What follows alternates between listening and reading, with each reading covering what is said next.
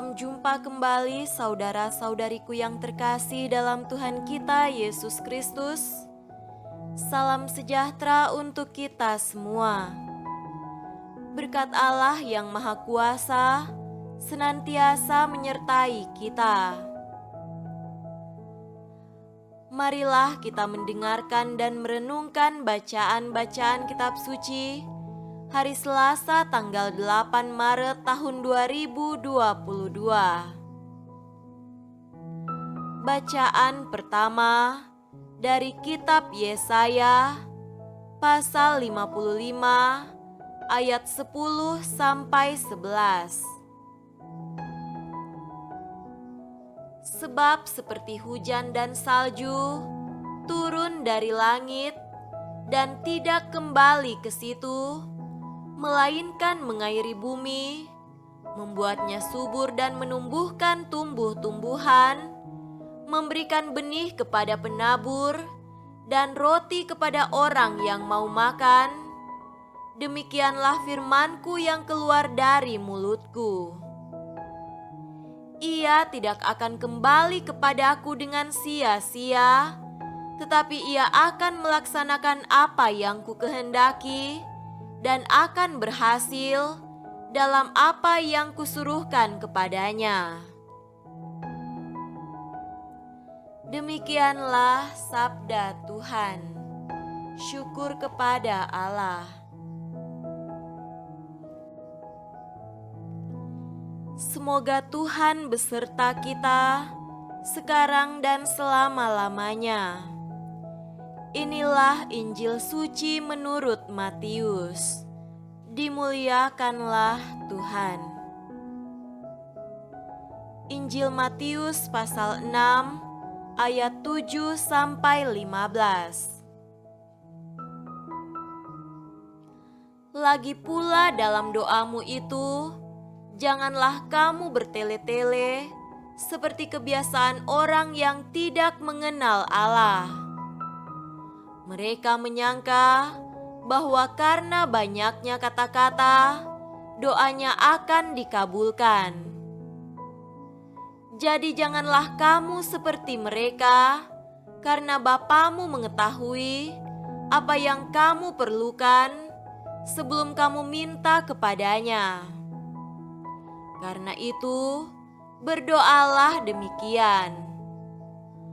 Bapa kami yang di sorga, dikuduskanlah namamu, datanglah kerajaanmu, jadilah kehendak-Mu di bumi seperti di sorga. Berikanlah kami pada hari ini makanan kami yang secukupnya, dan ampunilah kami akan kesalahan kami, seperti kami juga mengampuni orang yang bersalah kepada kami. Dan janganlah membawa kami ke dalam pencobaan, tetapi lepaskanlah kami daripada yang jahat.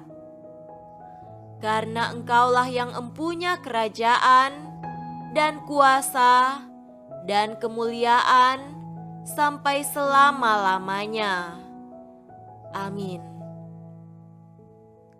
Karena jikalau kamu mengampuni kesalahan orang, Bapamu yang di sorga akan mengampuni kamu juga.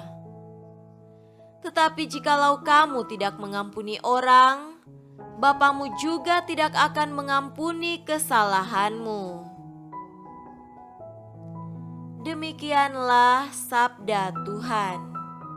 Terpujilah Kristus. Saudara-saudariku yang terkasih dalam Tuhan kita Yesus Kristus, tema renungan kita pada hari ini adalah doa merupakan suatu keutamaan hidup. Doa adalah komunikasi dengan Allah. Ada banyak cara atau metode yang dapat kita pilih sendiri sesuai dengan situasi, kondisi, bahkan kebutuhan aktual kita. Ada doa liturgis, doa devosional, doa bersama, dan doa pribadi. Ada doa pujian, doa permohonan, doa penyerahan diri. Masih ada begitu banyak lagi jenis dan bentuk doa yang dapat kita urutkan dalam daftar doa. Intinya adalah dengan berdoa, si pendoa berbicara dengan Allah sambil mengungkapkan penghayatan imannya dan pergumulan hidupnya, serta permohonan untuk kenyamanan perjalanan hidupnya selanjutnya. Pada masa Prapaskah ini, salah satu keutamaan hidup yang hendak dipulihkan adalah hidup doa. Maka marilah sambil menimba inspirasi dari bacaan-bacaan kitab suci hari ini, kita mau mendalami hidup doa kita sambil mendalami doa yang diajarkan Yesus kepada murid-muridnya. Dikatakan bahwa berdoa berarti berkomunikasi. Pertanyaannya adalah, apa yang dikomunikasikan? Pertama-tama adalah pengakuan kita tentang siapakah Allah. Kita menyapa Allah dan mengakui hakikat istimewanya sebagai Allah. Bapa kami yang ada di surga, dimuliakanlah namamu. Komunikasi dengan Allah dimulai dengan keterarahan pada Allah. Si pendoa harus keluar dari dirinya sendiri dan mengarahkan segenap hati, segenap pikiran, segenap tenaga kepada Allah. Intinya adalah si pendoa meninggalkan sikap egosentrisnya dan mengarahkan perhatiannya kepada Allah dan menjadikan Allah sebagai pusat. Si pendoa harus bersikap teosentris atau berpusat pada Allah.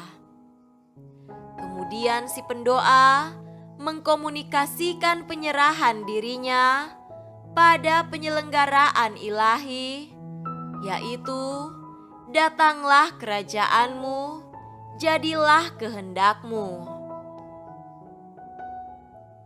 Dengan rendah hati, si pendoa mengosongkan dirinya dan memberi kesempatan pada Allah untuk melaksanakan kehendaknya dan menghadirkan kerajaannya.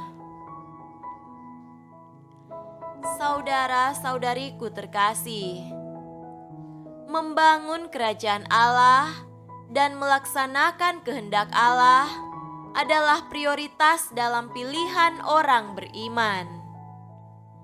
Selanjutnya, barulah serangkaian permohonan disampaikan kepada Allah. Serangkaian permohonan ini terpusat pada keinginan supaya Allah masih memperkenankan si pendoa melanjutkan kehidupannya. Kelanjutan kehidupan membutuhkan makanan. Karena itu manusia bermohon, berilah kami makanan. Kehidupan harus dilanjutkan dalam keadaan nyaman sambil membangun relasi yang rukun dan damai dengan Allah dan dengan sesama. Karena itu manusia bermohon, ampunilah kesalahan kami, seperti kami pun mengampuni yang bersalah kepada kami. Kerukunan dan kedamaian relasi dengan Allah dan dengan sesama belum juga membuat si pendoa merasa nyaman secara total.